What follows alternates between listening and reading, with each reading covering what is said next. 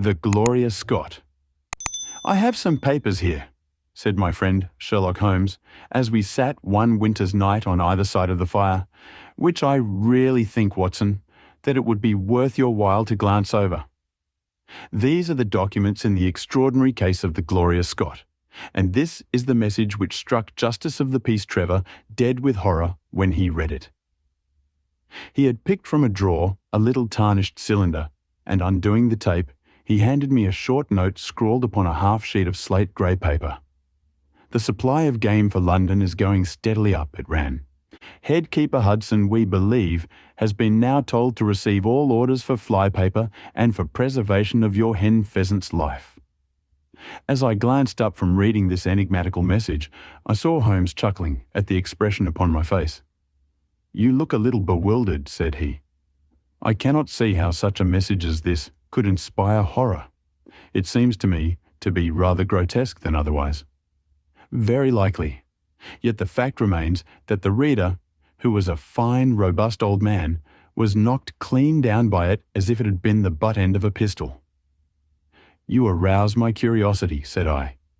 "But why did you say just now that there were very particular reasons why I should study this case?" "Because it was the first in which I was ever engaged." I had often endeavoured to elicit from my companion what had first turned his mind in the direction of criminal research, but had never caught him before in a communicative humour. Now he sat forward in his armchair and spread out the documents upon his knees. Then he lit his pipe and sat for some time smoking and turning them over. "You never heard me talk of Victor Trevor?" he asked. "He was the only friend I made during the 2 years I was at college. I was never a very sociable fellow, Watson, always rather fond of moping in my rooms and working out my own little methods of thought, so that I never mixed much with the men of my year. Bar fencing and boxing, I had few athletic tastes, and then my line of study was quite distinct from that of the other fellows, so that we had no points of contact at all. Trevor was the only man I knew, and that only through the accident of his bull terrier freezing onto my ankle one morning as I went down to chapel. It was a prosaic way of forming a friendship, but it was effective. I was laid by the heels for 10 days, but Trevor used to come in to inquire after me. At first, it was only a minute's chat, but soon his visits lengthened, and before the end of the term, we were close friends. He was a hearty, full-blooded fellow, full of spirits and energy, the very opposite to me in most respects, but we had some subjects in common, and it was a bond of union when I found that he was as friendless as I. Finally, he invited me down to his father's place at Donnithorpe in Norfolk, and I accepted his hospitality for a month of the long vacation. Old Trevor was evidently a man of some wealth and consideration, a J.P. and a landed proprietor. Donnithorpe is a little hamlet just to the north of Langmere, in the country of the Broads. The house was an old-fashioned, wide-spread, oak-beamed brick building, with a fine lime-lined avenue leading up to it. There was excellent wild duck shooting in the fens, remarkably good fishing, a small but select library taken over, as I understood from a former occupant, and a tolerable cook, so that he would be a fastidious man who could not put in a pleasant month there. Trevor Senior was a widower, and my friend his only son. There had been a daughter, I heard, but she had died of diphtheria while on a visit to Birmingham. The father interested me extremely. He was a man of little culture, but with a considerable amount of rude strength, both physically and mentally. He knew hardly any books, but he had travelled far, had seen much of the world, and had remembered all that he had learned.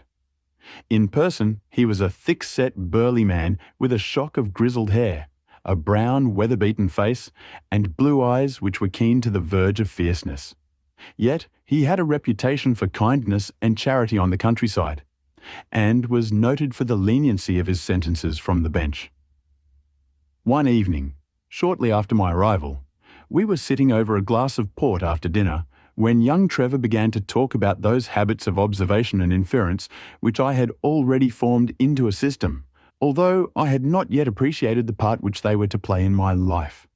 The old man evidently thought that his son was exaggerating in his description of one or two trivial feats which I had performed. "Come now, Mr. Holmes," said he, laughing good-humouredly.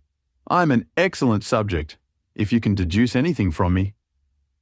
I fear there is not very much, I answered. I might suggest that you have gone about in fear of some personal attack within the last 12 months. The laugh faded from his lips and he stared at me in great surprise. Well, that's true enough, said he. You know, Victor, turning to his son, when we broke up that poaching gang, they swore to knife us, and Sir Edward Holly has actually been attacked.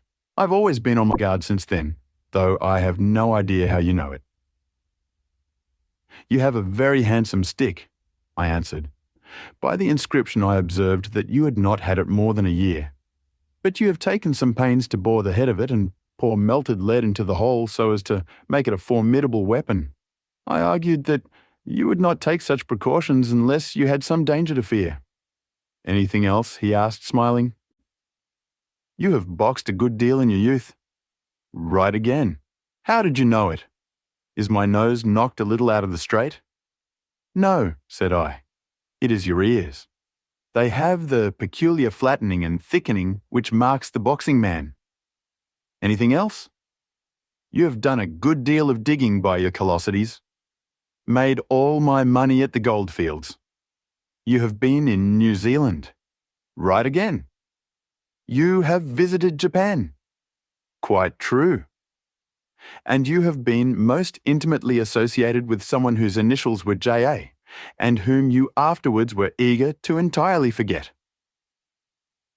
Mr. Trevor stood slowly up, fixed his large blue eyes upon me with a strange, wild stare, and then pitched forward, with his face among the nutshells which strewed the cloth, in a dead faint. You can imagine, Watson, how shocked both his son and I were. His attack did not last long, however, for when we undid his collar, and sprinkled the water from one of the finger-glasses over his face, he gave a gasp or two and sat up. Ah, boys, said he, forcing a smile. I hope I haven't frightened you. Strong as I look, there is a weak place in my heart, and it does not take much to knock me over. I don't know how you manage this, Mr. Holmes, but it seems to me that all the detectives of fact and of fancy would be children in your hands. That's your line of life, sir, and you may take the word of a man who has seen something of the world. And that recommendation, with the exaggerated estimate of my ability with which he prefaced it, was, if you will believe me, Watson, the very first thing which ever made me feel that a profession might be made out of what had, up to that time, been the merest hobby. At the moment, however, I was too much concerned at the sudden illness of my host to think of anything else. I hope that I have said nothing to pain you, said I. Well, you certainly touched upon rather a tender point. Might I ask how you know and how much you know? He spoke now in a half-jesting fashion, but a look of terror still lurked at the back of his eyes. It is simplicity itself, said I. When you bared your arm to draw that fish into the boat, I saw that J.A. had been tattooed in the bend of the elbow. The letters were still legible, but it was perfectly clear from their blurred appearance and from the staining of the skin round them that efforts had been made to obliterate them. It was obvious then that those initials had once been very familiar to you, and that you had afterwards wished to forget them. What an eye you have, he cried with a sigh of relief. It is just as you say, but we won't talk of it. Of all ghosts, the ghosts of our old lovers are the worst. Come into the billiard room and have a quiet cigar. From that day, amid all his cordiality, there was always a touch of suspicion in Mr. Trevor's manner towards me. Even his son remarked it. You've given the governor such a turn, said he, that he'll never be sure again of what you know and what you don't know. He did not mean to show it, I'm sure, but it was so strongly in his mind that it peeped out at every action. At last I became so convinced that I was causing him uneasiness that I drew my visit to a close. On the very day, however, before I left, an incident occurred which proved in the sequel to be of importance. We were sitting out upon the lawn on garden chairs, the three of us, basking in the sun and admiring the view across the Broads, when a maid came out to say that there was a man at the door who wanted to see Mr. Trevor. "What is his name?" asked my host. He would not give any. What does he want then? He says that you know him, and that he only wants a moment's conversation. Show him round here. An instant afterwards, there appeared a little wizened fellow with a cringing manner and a shambling style of walking. He wore an open jacket with a splotch of tar on the sleeve, a red and black check shirt, dungaree trousers, and heavy boots badly worn. His face was thin and brown and crafty, with a perpetual smile upon it, which showed an irregular line of yellow teeth, and his crinkled hands were half closed in a way that is distinctive of sailors. As he came slouching across the lawn, I heard Mr. Trevor make a sort of hiccoughing noise in his throat, and jumping out of his chair, he ran into the house. He was back in a moment, and I smelt a strong reek of brandy as he passed me. "Well, my man," said he, "what can I do for you?" The sailor stood looking at him with puckered eyes, and with the same loose-lipped smile upon his face. "You don't know me?" he asked. "Why, dear me, it is surely Hudson," said Mr. Trevor in a tone of surprise. "Hudson it is, sir," said the seaman. "Why, it's 30 year and more since I saw you last. Here you are in your house, and me still picking my salt meat out of the harness cask." "Tut, you will find that I have not forgotten old times," cried Mr. Trevor, and, walking towards the sailor, he said something in a low voice.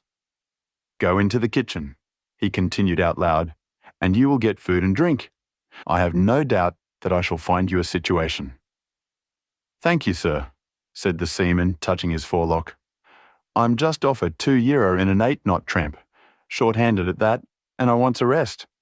I thought I'd get it either with Mr. Beddoes or with you." "Ah," cried Trevor, "you know where Mr. Beddoes is?" "Bless you, sir, I know where all my old friends are," said the fellow with a sinister smile, and he slouched off after the maid to the kitchen. Mr. Trevor mumbled something to us about having been shipmate with the man when he was going back to the diggings, and then, leaving us on the lawn, he went indoors. An hour later, when we entered the house, we found him stretched dead drunk upon the dining-room sofa. The whole incident left a most ugly impression upon my mind, and I was not sorry next day to leave Donathorpe behind me, for I felt that my presence must be a source of embarrassment to my friend. All this occurred during the first month of the long vacation. I went up to my London rooms, where I spent 7 weeks working out a few experiments in organic chemistry. One day, however, when the autumn was far advanced and the vacation drawing to a close, I received a telegram from my friend imploring me to return to Donathorpe and saying that he was in great need of my advice and assistance. Of course, I dropped everything and set out for the north once more.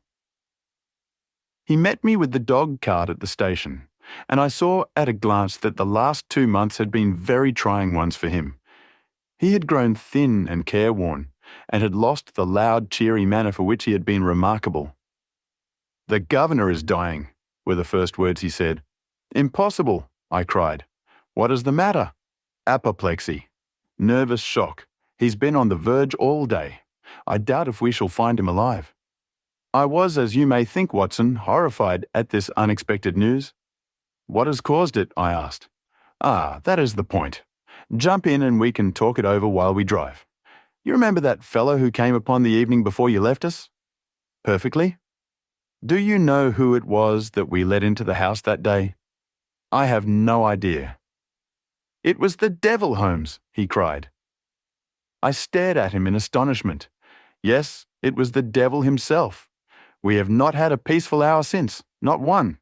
The governor has never held up his head from that evening, and now the life has been crushed out of him and his heart broken, all through this accursed Hudson. What power had he then?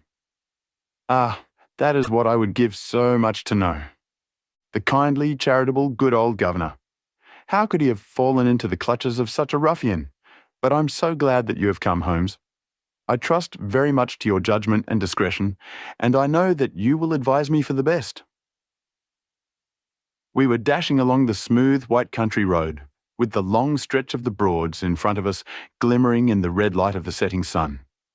From a grove upon our left, I could already see the high chimneys and the flagstaff which marked the squire's dwelling. "My father made the fellow gardener," said my companion, and then, as that did not satisfy him, He was promoted to be butler. The house seemed to be at his mercy, and he wandered about and did what he chose in it. The maids complained of his drunken habits and his vile language. The dad raised their wages all round to recompense them for the annoyance. The fellow would take the boat and my father's best gun and treat himself to little shooting trips.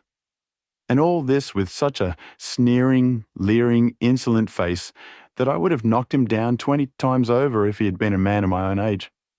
I tell you, Holmes, I have had to keep a tight hold upon myself all this time, and now I am asking myself whether, if I'd let myself go a little more, I might not have been a wiser man. Well, matters went from bad to worse with us, and this animal Hudson became more and more intrusive, until at last, on making some insolent reply to my father in my presence one day, I took him by the shoulders and turned him out of the room. He slunk away with a livid face and 2 venomous eyes, which uttered more threats than his tongue could do. I don't know what passed between the poor dad and him after that, but the dad came to me next day and asked me whether I would mind apologizing to Hudson. I refused, as you can imagine, and asked my father how he could allow such a wretch to take such liberties with himself and his household. "Ah, my boy," said he, "it is all very well to talk, but you don't know how I'm placed. But you shall know, Victor. I'll see that you shall know, come what may. You wouldn't believe harm of your poor old father, would you, lad?" He was very much moved, and shut himself up in the study all day, where I could see through the window that he was writing busily. That evening there came what seemed to me to be a grand release, for Hudson told us that he was going to leave us. He walked into the dining room as we sat after dinner and announced his intention in the thick voice of a half-drunken man. "I've had enough of Norfolk," said he. "I'll run down to Mr. Beddoes in Hampshire. He'll be as glad to see me as you were, I dare say." "You're not going away in any kind of spirit, Hudson, I hope," said my father, with a tameness which made my blood boil. "I have not had my apology," said he sulkily, glancing in my direction. "Victor, you will acknowledge that you have used this worthy fellow rather roughly," said the dad, turning to me. "On the contrary, I think that we have both shown extraordinary patience towards him," I answered. "Oh, you do you?" he snarls. "Very good, mate. We'll see about that." He slouched out of the room, and half an hour afterwards left the house, leaving my father in a state of pitiable nervousness. Night after night I heard him pacing his room, and it was just as he was recovering his confidence that the blow did at last fall. "And how?" I asked eagerly. "In a most extraordinary fashion. A letter arrived for my father yesterday evening, bearing the Fording Bridge postmark." My father read it, clapped both his hands to his head, and began running round the room in little circles like a man who has been driven out of his senses. When I at last drew him down onto the sofa, his mouth and eyelids were all puckered on one side, and I saw that he had a stroke. Dr. Fordham came over at once. We put him to bed, but the paralysis has spread. He has shown no sign of returning consciousness, and I think that we shall hardly find him alive.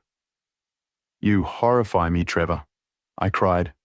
"What then could have been in this letter to cause so dreadful a result?" "Nothing. There lies the inexplicable part of it. The message was absurd and trivial. Ah, my God, it is as I feared." As he spoke, we came round the curve of the avenue and saw in the fading light that every blind in the house had been drawn down. As we dashed up to the door, my friend's face convulsed with grief. A gentleman in black emerged from it. "When did it happen, Doctor?" asked Trevor. "Almost immediately after you left." "Did he recover consciousness?" "For an instant before the end." "Any message for me?" "Only that the papers were in the back drawer of the Japanese cabinet." My friend ascended with the doctor to the chamber of death, while I remained in the study, turning the whole matter over and over in my head, and feeling as sombre as ever I had done in my life.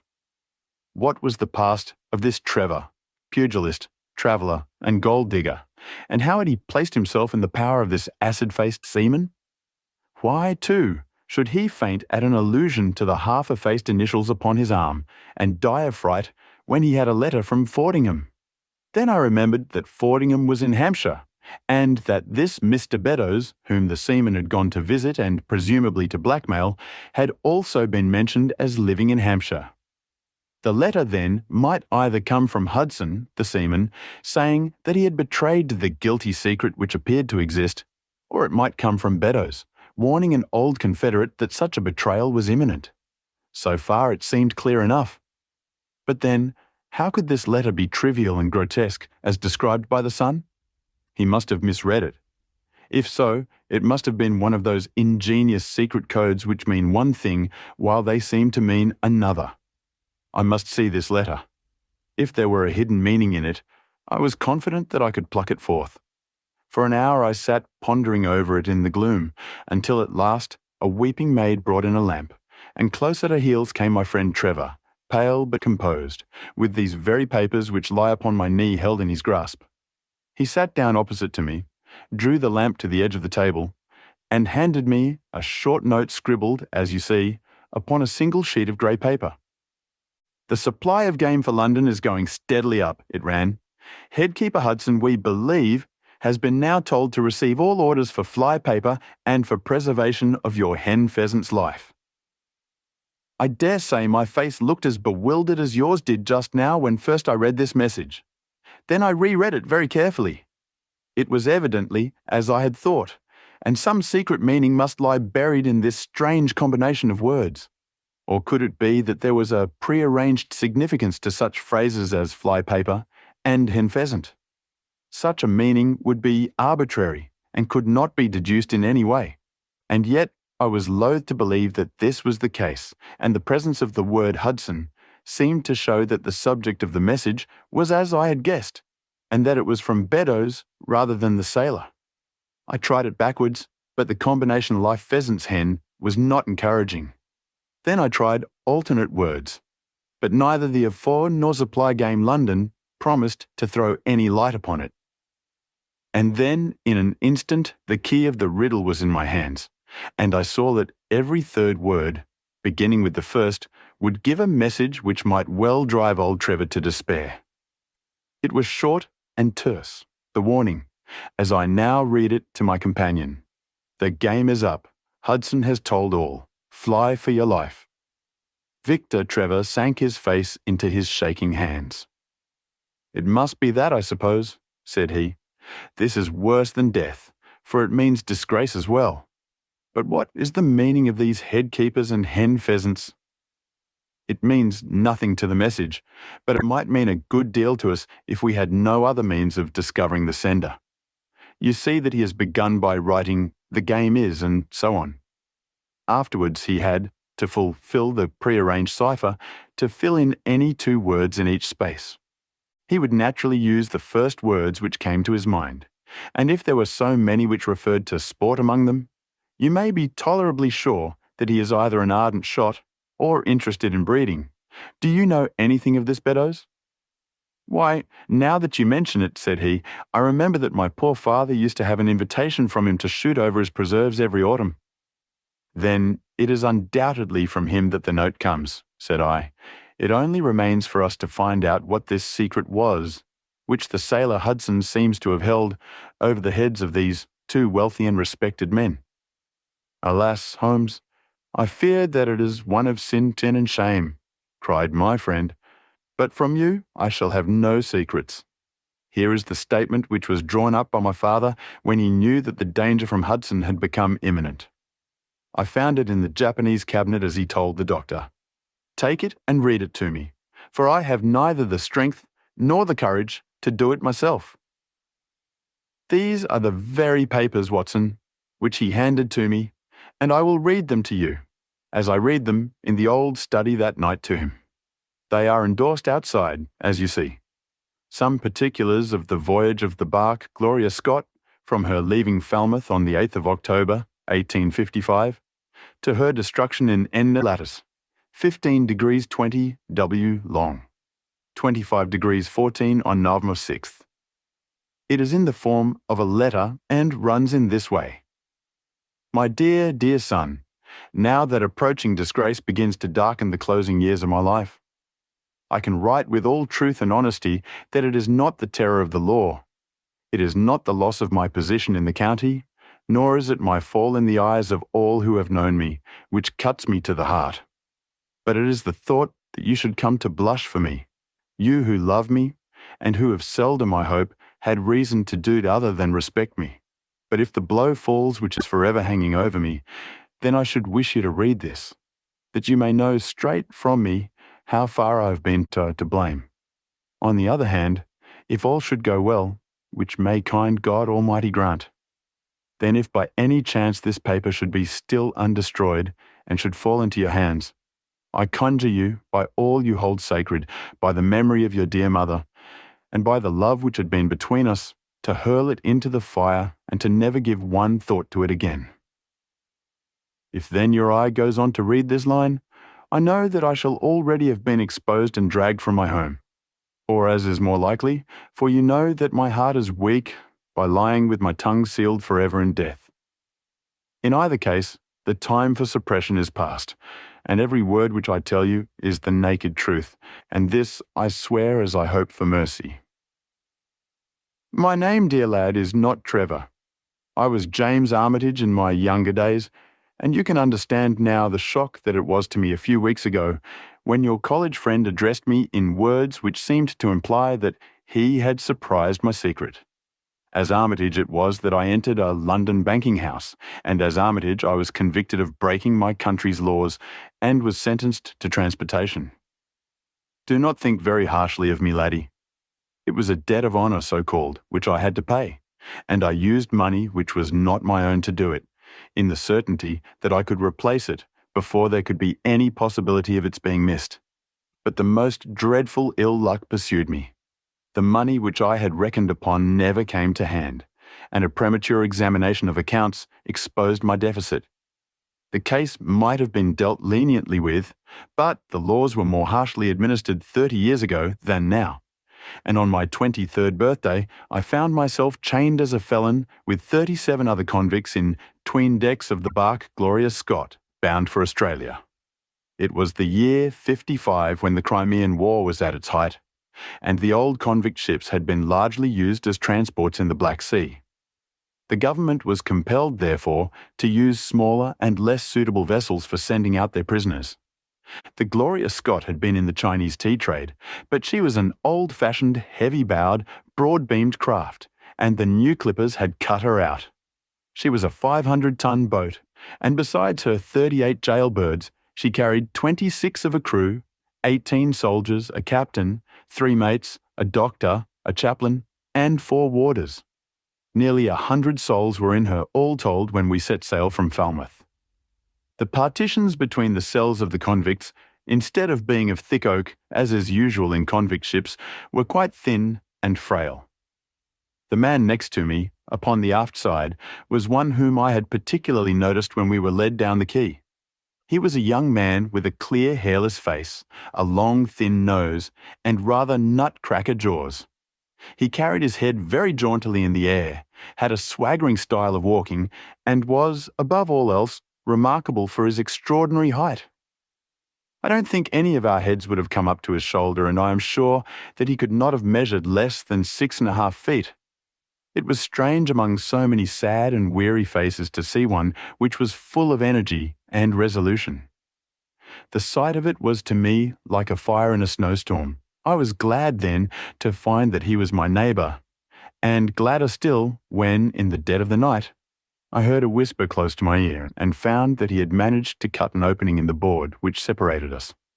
"Hello, chummy," said he. "What's your name, and what are you here for?"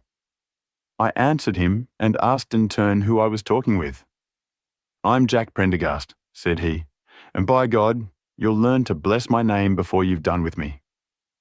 I remembered hearing of his case, for it was one which had made an immense sensation throughout the country some time before my own arrest.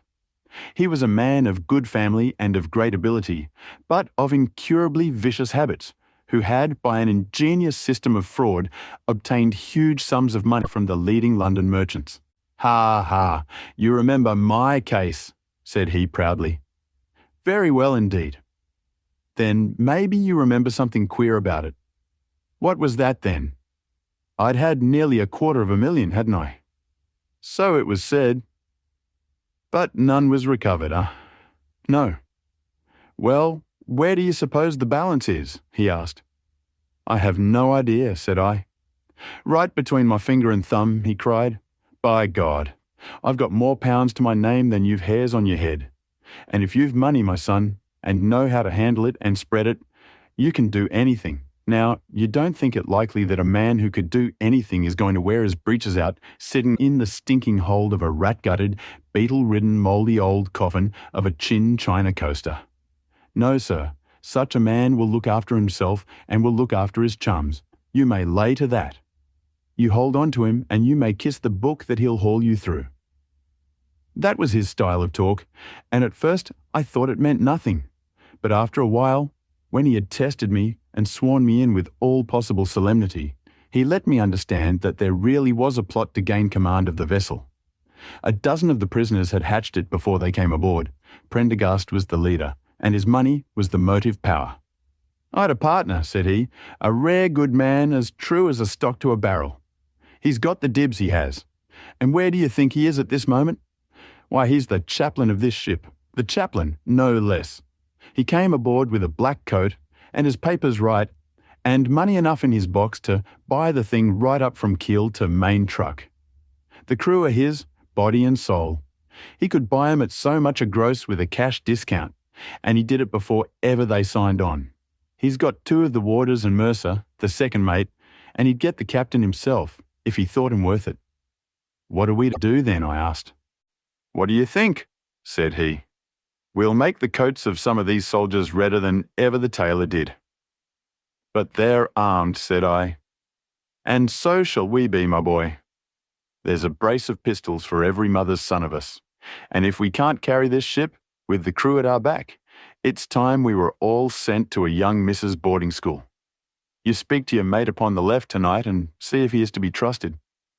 I did so, and found my other neighbour to be a young fellow in much the same position as myself, whose crime had been forgery. His name was Evans, but he afterwards changed it like myself, and he is now a rich and prosperous man in the south of England. He was ready enough to join the conspiracy, as the only means of saving ourselves, and before we had crossed the bay, there were only 2 of the prisoners who were not in the secret. One of these was of weak mind, and we did not dare to trust him, and the other was suffering from jaundice, and could not be of any use to us. From the beginning, there was really nothing to prevent us from taking possession of the ship. The crew were a set of ruffians, specially picked for the job. The sham chaplain came into our cells to exhort us, carrying a black bag, supposed to be full of tracts, and so often did he come that by the 3rd day we had each stowed away at the foot of our beds a file, a brace of pistols, a pound of powder, and 20 slugs. 2 of the warders were agents of Prendergast, and the second mate was his right-hand man. The captain, the 2 mates, 2 warders, Lieutenant Martin, his 18 soldiers, and the doctor were all that we had against us. Yet, safe as it was, we determined to neglect no precaution, and to make our attack suddenly by night. It came, however, more quickly than we expected, and in this way. One evening, about the 3rd week after our start, the doctor had come down to see one of the prisoners who was ill, and putting his hand down on the bottom of his bunk, he felt the outline of the pistols. If he had been silent, he might have blown the whole thing. But he was a nervous little chap, so he gave a cry of surprise and turned so pale that the man knew what was up in an instant and seized him. He was gagged before he could give the alarm and tied down upon the bed. He had unlocked the door that led to the deck, and we were through it in a rush. The 2 sentries were shot down, and so was a corporal who came running to see what was the matter. There were 2 more soldiers at the door of the stateroom, and their muskets seemed not to be loaded, for they never fired upon us, and they were shot while trying to fix their bayonets. Then we rushed on into the captain's cabin, but as we pushed open the door, there was an explosion from within, and there he lay with his brains smeared over the chart of the Atlantic, which was pinned upon the table, while the chaplain stood with a smoking pistol in his hand at his elbow. The two mates had both been seized by the crew, and the whole business seemed to be settled. The stateroom was next the cabin, and we flocked in there and flopped down on the settees, all speaking together, for we were just mad with the feeling that we were free once more. There were lockers all round, and Wilson, the sham chaplain, knocked one of them in and pulled out a dozen of brown sherry. We cracked off the necks of the bottles, poured the stuff out into tumblers, and were just tossing them off, when in an instant, without warning, there came the roar of muskets in our ears, and the saloon was so full of smoke that we could not see across the table. When it cleared again, the place was a shambles. Wilson and 8 others were wriggling on the top of each other on the floor, and the blood and the brown sherry on that table turn me sick now when I think of it. We were so cowed by the sight that I think we should have given the job up if it had not been for Prendergast. He bellowed like a bull and rushed for the door with all that were left alive at his heels. Out we ran, and there on the poop were the lieutenant and 10 of his men. The swing skylights above the saloon table had been a bit open, and they had fired on us through the slit. We got on them before they could load, and they stood to it like men.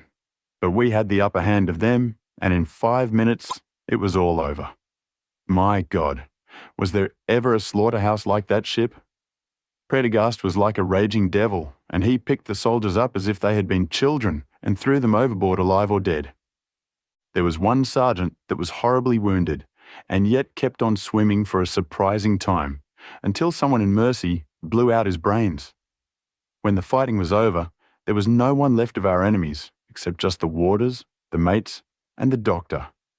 It was over them that the great quarrel arose.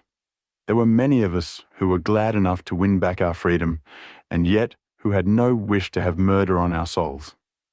It was one thing to knock the soldiers over with their muskets in their hands, and it was another to stand by while men were being killed in cold blood. 8 of us, 5 convicts and 3 sailors, said that we would not see it done. But there was no moving Prendergast and those who were with him. Our only chance of safety lay in making a clean job of it, said he, and he would not leave a tongue with power to wag in a witness box. It nearly came to our sharing the fate of the prisoners, but at last he said that if we wished, we might take a boat and go. We jumped at the offer, for we were already sick of these bloodthirsty doings, and we saw that there would be worse before it was done. We were given a suit of sailor togs each, a barrel of water, 2 casks, one of junk and one of biscuits, and a compass. Prendergast threw us over a chart, told us that we were shipwrecked mariners whose ship had foundered in lat 15 degrees and long, 25 degrees west, and then cut the painter and let us go. And now I come to the most surprising part of my story, my dear son. The seamen had hauled the foreyard aback during the rising, but now, as we left them, they brought it square again. And as there was a light wind from the north and east, the bark began to draw slowly away from us. Our boat lay, rising and falling, upon the long, smooth rollers, and Evans and I, who were the most educated of the party, were sitting in the sheets working out our position and planning what coast we should make for. It was a nice question, for the Cape de Verds were about 500 miles to the north of us, and the African coast about 700 to the east. On the whole, as the wind was coming round to the north, we thought that Sierra Leone might be best, and turned our head in that direction, the bark being at that time nearly hull down on our starboard quarter. Suddenly, as we looked at her, we saw a dense black cloud of smoke shoot up from her, which hung like a monstrous tree upon the skyline. A few seconds later, a roar like thunder burst upon our ears, and as the smoke thinned away, there was no sign left of the Gloria Scott. In an instant, we swept the boat's head round again and pulled with all our strength for the place where the haze, still trailing over the water, marked the scene of this catastrophe. It was a long hour before we reached it, and at first we feared that we had come too late to save anyone. A splintered boat and a number of crates and fragments of spars rising and falling on the waves showed us where the vessel had foundered, but there was no sign of life, and we had turned away in despair when we heard a cry for help, and saw at some distance a piece of wreckage with a man lying stretched across it. When we pulled him aboard the boat, he proved to be a young seaman of the name of Hudson, who was so burned and exhausted that he could give us no account of what had happened until the following morning. It seemed that after we had left, Prendergast and his gang had proceeded to put to death the 5 remaining prisoners. The 2 warders had been shot and thrown overboard, and so also had the 3rd mate. Prendergast then descended into the 'tween decks and with his own hands cut the throat of the unfortunate surgeon. There only remained the 1st mate, who was a bold and active man. When he saw the convict approaching him with the bloody knife in his hand, he kicked off his bonds, which he had somehow contrived to loosen, and rushing down the deck, he plunged into the afterhold. A dozen convicts, who descended with their pistols in search of him, found him with a matchbox in his hand, seated beside an open powder barrel, which was one of 100 carried on board, and swearing that he would blow all hands up if he were in any way molested. An instant later the explosion occurred, though Hudson thought it was caused by the misdirected bullet of one of the convicts rather than the mate's match. Be the cause what I may, it was the end of the Gloria Scott and of the rabble who held command of her. Such, in a few words, my dear boy, is the history of this terrible business in which I was involved. Next day we were picked up by the brig Hotspur, bound for Australia, whose captain found no difficulty in believing that we were the survivors of a passenger ship which had foundered. The transport ship Gloria Scott was set down by the Admiralty as being lost at sea, and no word has ever leaked out as to her true fate. After an excellent voyage, the Hotspur landed us at Sydney, where Evans and I changed our names and made our way to the diggings, where, among the crowds who were gathered from all nations, we had no difficulty in losing our former identities.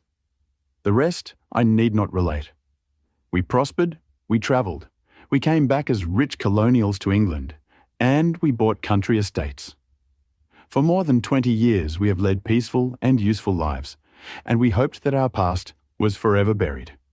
Imagine, then, my feelings when in the seamen who came to us, I recognised instantly the man who had been picked off the wreck. He had tracked us down somehow, and had set himself to live upon our fears.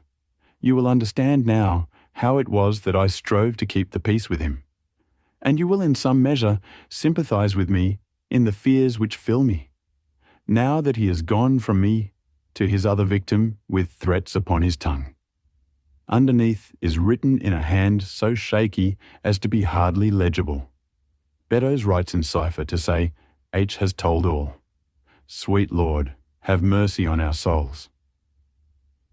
That was the narrative which I read that night to young Trevor, and I think, Watson, that under the circumstances it was a dramatic one. The good fellow was heartbroken at it, and went out to the Terrai tea planting, where I hear that he is doing well. As to the sailor and Beddoes, neither of them was ever heard of again after that day on which the letter of warning was written.